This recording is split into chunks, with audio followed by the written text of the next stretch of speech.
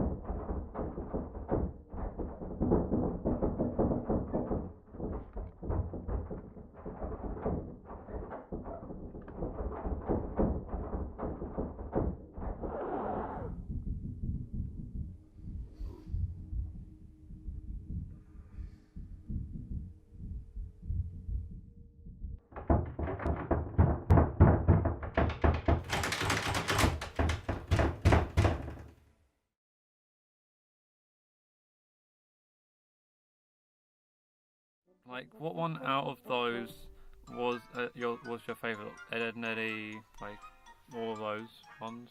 Like SpongeBob. apart from SpongeBob. Well, I really like them all, but I think my favourite's probably Grim Adventures of Billy and Mandy. Hey, look, Grim! The TV is trying to contact us! Yeah, but the Grim Adventures of Billy and Mandy. Oh my lord, it was so weird. It was so good. It was brilliant.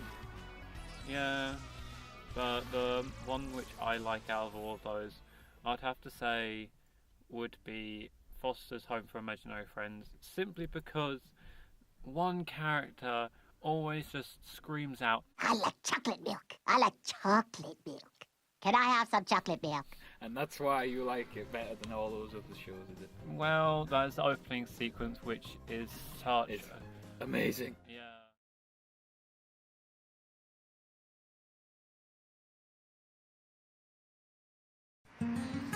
In 1907, Middlesbrough welcomed 90,000 men, women and children to many public houses scattered around town.